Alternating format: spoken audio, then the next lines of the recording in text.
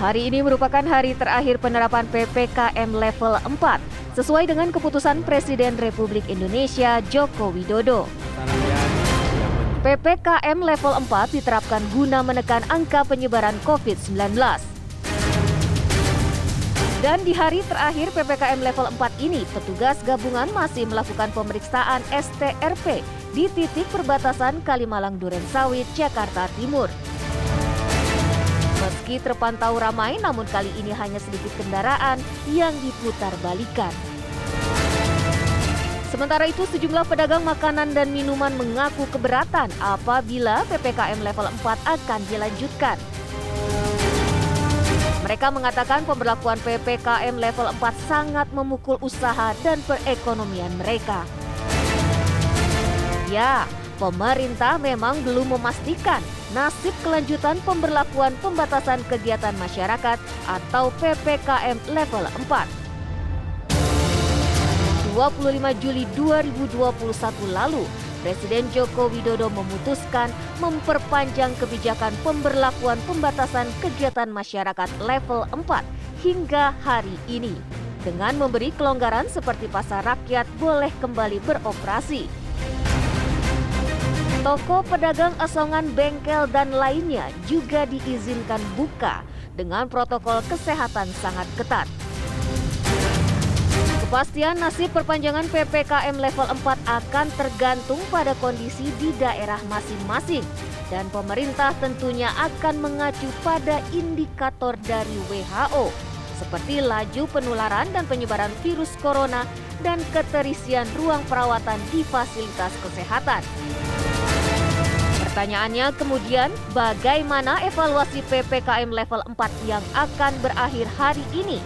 Akankah diperpanjang? Tim TV One mengabarkan. Penantian terjawab sudah. Baru saja beberapa menit yang lalu kita mendengarkan pernyataan dari Presiden Joko Widodo yang menyebutkan bahwa pembatasan ini atau PPKM level 4 ini diteruskan mulai esok hingga tanggal 9 Agustus mendatang di beberapa kota dan kabupaten. Kota kabupaten apa saja, kemudian juga bagaimana untuk bisa menentukan penerapan di kota kabupaten tersebut. Nanti kita akan bahas bersama para narasumber. Tapi yang pasti sedikit saya mungkin kembali ulang, akan juga kembali simpulkan apa yang disampaikan oleh Bapak Joko Widodo bahwa kebijakan ini kemudian bertumpu pada 3 pilar utama, yaitu kecepatan vaksinasi, kemudian juga penerapan 3M, dan testing, tracing, isolasi, serta treatment secara masif. Dan juga adanya bantuan sosial yang harus diserahkan secara cepat kepada daerah-daerah, kepada masyarakat yang terdampak akibat adanya pembatasan ini. Dan langsung saja saya akan mengajak Anda untuk bisa berbincang-bincang dengan para narasumber. Pak Trubus Radiansyah selaku pengamat kebijakan publik sudah hadir di studio menemani saya. Assalamualaikum warahmatullahi wabarakatuh. Selamat malam, Pak Trubus. Ya. Dengan gaya rambut barunya segar selalu. Pak Trubus. Baik, Pak Trubus, saya yakin punya pendapat mengenai bagaimana pemerintah kemudian meneruskan PPKM level 4 ini. Tapi tahan dulu Pak Trubus, saya juga akan kenalkan narasumber lainnya yang sudah bergabung via daring bersama kita, Brigjen TNI Purnawirawan Dr. Alexander Ginting selaku Ketua Bidang Penanganan Kesehatan Satgas COVID-19. Selamat malam, Dr. Alexander Ginting. Selamat malam, salam sehat. Baik, sehat selalu. Pak Alex, mungkin bisa diinformasikan kepada kita yang kami belum dapatkan informasinya tadi dari apa yang disampaikan Pak Jokowi adalah daerah-daerah mana saja sebenarnya yang diberlakukan pembatasan level 4 ini. Apakah ada perbedaan dengan kebijakan yang sebelumnya, Pak? Jadi pertama kita menyambut baik bahwa Bapak Presiden sudah menyampaikan pesan dan menyampaikan keputusannya dalam rangka penanggulangan COVID-19 nasional. Tentu sebagaimana yang disampaikan oleh Bapak Presiden, dalam rangka PPKM level 4 ini semua itu adalah dalam rangka keselamatan, kenyamanan, dan juga demi kesejahteraan bangsa dan negara kita ini. PPKM level 4 itu tentu ada indikatornya. Di antara indikator itu adalah angka kasus konfirmasi positif di setiap daerah yang dihitung per minggu, kemudian berapa angka terisian tempat tidur di rumah sakit dalam 1 minggu, misalnya lebih dari 30 orang per 100.000 penduduk, dan kemudian laporan angka mortalitas, angka kematian lebih 5 orang per 100.000 penduduk. Nah, demikian juga untuk PPKM di level 3, di mana itu adalah insiden tinggi, dan kemudian seterusnya secara berjenjang level kedua insiden sedang, level 1 insiden yang lebih rendah. Nah, sebagaimana tadi dalam kalimat terakhir dari Bapak Presiden yang menyatakan bahwa nanti ini akan dikoordinasikan dan diputuskan oleh Bapak Menteri Koordinator yang akan terkait di dalam penentuan kebijakan PPKM level 1 sampai 4 tersebut. Baik, ada evaluasi apa Pak dari kebijakan atau pemberlakuan PPKM level 4 kemarin?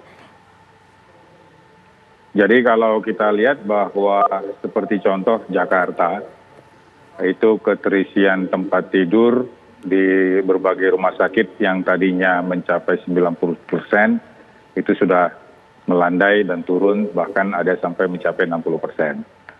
Kita lihat juga di Wisma Atlet yang tadinya sangat ketat sekali dengan keterisian tempat tidur, ini juga sudah turun di bawah 50%, bahkan saya dengar sampai di bawah 40%. Nah, walaupun memang mortality secara nasional masih di atas 1.000, tapi kita juga harus melihat parameter yang lain. Parameter yang lain itu adalah angka kesembuhan. Recovery rate itu dari waktu ke waktu itu perbaikan dan meningkat. Nah, kalau soal kasus positif harian itu ditemukan, tentu itu terkait dengan jumlah testing yang tetap selalu diupayakan ditingkatkan. Dan ini juga menjadi kebijakan pemerintah agar testing itu harus tetap dilaksanakan. Persoalannya adalah bagaimana di dalam kita melaksanakan testing tersebut, di samping kita menemukan mereka yang positif, mereka yang kontak erat, mereka yang bergejala, kita juga harus bisa melakukan klasifikasi terhadap populasi yang rentan. Memang dalam kasus COVID ini hampir 90% itu dia akan recovery sendiri. Tidak semua masuk rumah sakit. Tetapi di dalam kita melakukan tracing nanti, bahwa mereka yang positif, tetapi mereka adalah kelompok rentan, kelompok komorbid, ini harus menjadi satu sasaran yang spesifik, supaya dengan terjadinya tracing tersebut, mereka tidak jatuh ke dalam perburukan. Sehingga dalam isolasi mandiri, bagi kasus yang positif, dan bagi mereka yang bergejala, tentu ini akan harus ada konsentrasi yang tertentu di mana mereka yang rumahnya tidak memadai atau infrastrukturnya tidak memadai, mereka akan ditarik ke dalam isolasi terpusat. Dan yang berikut adalah obat-obatan untuk komorbid, ini harus terus dapat berlangsung, karena bagaimanapun juga kalau dia komorbid, tidak semata-mata hanya obat COVID saja, tapi paket obat komorbidnya juga harus ada. Sebagai contoh untuk diabetes, untuk hipertensi, mereka yang sindroma metabolik, mereka juga dengan gagal ginjal, ini peluang dan aksesnya harus tetap diberi. Sehingga ini mungkin salah satu strategi kita, sehingga mereka yang isolasi mandiri tidak jatuh ke dalam perburukan yang membawa mereka ke rumah sakit. Jadi tidak hanya sekedar pendampingan saja, tetapi perlu ada treatment yang spesifik terhadap populasi yang rentan. Di samping itu juga mungkin vaksinasi juga harus lebih masif terhadap kelompok-kelompok lansia. Baik. Pak Trubus, tanggapan mengenai bagaimana pemerintah memperpanjang kebijakan PPKM level 4 ini, Pak. Tapi sayangnya memang hingga saat ini kita belum bisa mendapatkan info lebih lanjut daerah-daerah mana saja yang akan diberlakukan level 4 ini. Iya, menurut saya keputusan pemerintah untuk memperpanjang mengenai PPKM level 4 ini adalah satu pilihan itu, gitu. Artinya nggak ada pilihan lain kan, karena kondisinya itu sesungguhnya kan secara nasional tingkat kematiannya masih tinggi, masih di atas 1.500 lah rata-rata per harinya itu. Nah, ini kan menjadi catatan tersendiri di mana kemudian sebagaimana dijelaskan tadi Pak Alexander juga ada faktor-faktor lain juga yang harus juga dipertimbangkan. Tetapi yang jelas ini memang dengan tingkat kematian yang tinggi ini menjadi pertimbangan pemerintah lah dalam hal melanjutkan mengenai PPKM level 4 ini. Baik. Itu yang menjadi kunci. Yang kedua menurut saya memang pemerintah dalam hal ini mau tidak mau dihadapkan oleh tekanan masyarakat yang begitu gencar belakangan ini terkait pelaksanaan dari PPKM level 4 ini agar lebih banyak dilonggarkan lagi gitu kan. Ini kan memang karena kondisi masyarakat menengah ke bawah terutama itu memang berharap ada satu kebijakan yang lebih bijak lagi, di mana kemudian sektor-sektor usaha lah terutama misalnya pariwisata dan lain-lain itu mengalami mati suri. Nah ini yang harus dipertimbangkan, karena itu menurut saya memang pertimbangan yang terkait dengan ekonomi mau tidak mau menjadi pertimbangan yang prioritas juga di sini, karena bagaimanapun juga perpanjangan ini merupakan pilihan yang terbaik di antara pilihan-pilihan yang ada, menurut saya itu, Mbak. Ini satu-satunya pilihan. Memang sayangnya hingga saat ini setidaknya hingga pukul 19.30 kita belum bisa mendapatkan informasi teknis yang spesifik, Pak. Bagaimana kelonggaran yang diberikan? Apakah PPKM level 4 yang saat ini berbeda dengan level 4 yang kemarin? Dan juga daerah-daerahnya apakah ada perubahan? Nanti mungkin kita akan bahas lebih lanjut lagi, Pak. Termasuk juga apa konsekuensi yang akan atau yang harus dilakukan oleh pemerintah dan yang dialami oleh masyarakat dengan diperpanjangnya masa PPKM level 4 ini. Nanti kita akan lanjutkan setelah jeda berikut ini, kami segera kembali. Baik, berbicara atau di luar berbicara mengenai masalah kesehatan, ada satu hal yang disinggung juga oleh Pak Presiden Jokowi, Pak Trubus. Dengan adanya perpanjangan kebijakan ini untuk masyarakat terdampak, pemerintah harus melakukan percepatan penyaluran bantuan sosial, Pak. Iya, menurut saya ini masalah bansos ini atau jaring pengaman sosial lah ya. Kan ada 3 jenis tuh, ada PKH, ada yang non tunai, ya ada juga yang istilahnya BST. Nah ini kan sampai hari ini tuh sudah sebagian sudah tersalurkan ke masyarakat, tetapi kan juga ada istilahnya reaksi-reaksi masyarakat yang mengatakan belum menerima kan. Ini kan juga perlu dipastikan, tetapi persoalannya memang ini harus dipercepat karena selama ini kan ketika kita PPKM darurat itu sudah harus cepat, ternyata sampai PPKM darurat belum juga turun kan waktu itu, sehingga turunnya belakangan. Nah ini menurut saya memang ini hal yang sangat diperlukan, di mana kondisi level 4 diperpanjang ini itu sesuatunya harus segera diterima oleh si penerima itu. Nah ini yang perlu menurut saya memang terkait dengan akurasi data itu harus dibeneri. Ya, kemudian yang kaitan lagi yang kedua terkait dengan ini memastikan mengenai penyalurannya itu. Jadi penyaluran yang selama ini kan menggunakan bank himbara dan macam-macam. Nah sekarang kalau perlu pemerintah itu bekerja sama yang sudah dilakukan dengan BI, OJK atau dengan fintech kalau perlu ya untuk mempercepat itu semua. Kerjasama seperti apa yang sangat bisa efektif untuk membantu penyaluran ini, Pak? Iya, kerjasama sifatnya untuk memastikan kepada penerima itu jangan sampai nanti di tengah jalan ada pemotongan kan selama ini terjadi pemotongan atau pungli yang terjadi di Tangerang atau di beberapa tempat, dan sebelumnya juga di Jakarta juga pernah 1 tahun yang lalu, Pak. Kan yang di Jakarta Utara. Nah artinya ini kan sesuatu yang berulang-ulang terjadi, dan seperti perilaku koruptif ini kan persoalannya kan karena pengawasannya yang internal, terutama internal pemerintah loh. Saya lihat itu sangat lemah, karena lemah kemudian disitulah terjadi banyaknya penyimpangan itu. Nah karena itu memang ini dengan dipercepatnya ini harus diperhatikan juga pengawasannya. Nah, pengawasannya sampai di tingkat RT RW ini, tingkat RW lurah harus semuanya ikut mengawasi. Namanya itu pengawasan kolaboratif tadinya kalau kebijakannya. Jadi sifatnya itu yang harus dilakukan sekarang. Baik, butuh pengawasan kolaboratif itu dari segi mengenai penyerahan bantuan sosial. Nah kita kembali ke masalah kesehatan, Dr. Alexander Ginting juga pasti punya pandangan. Bagaimana upaya untuk percepatan vaksinasi, Pak Dr. Alexander? Ya, kalau kita membaca secara seksama instruksi Mendagri 24, 25, 26, walaupun juga dengan instruksi Mendagri sebelumnya, di situ sebenarnya semangatnya adalah bagaimana membangun gerakan yang sifatnya kolaboratif.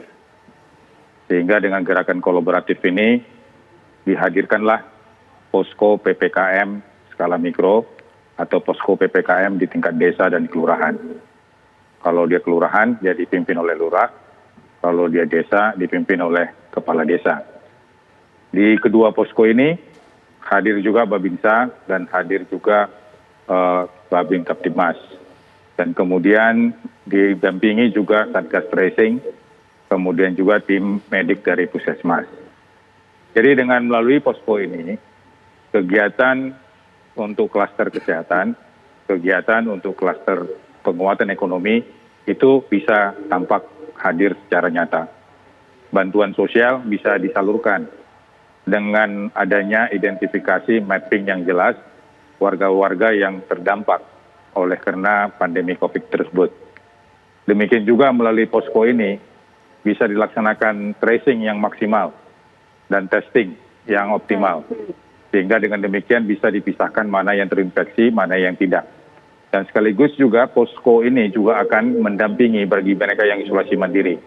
Baik. Tentu akan ada bantuan obat-obatan, paket obat-obatan yang sudah disiapkan pemerintah, dan juga dari puskesmas.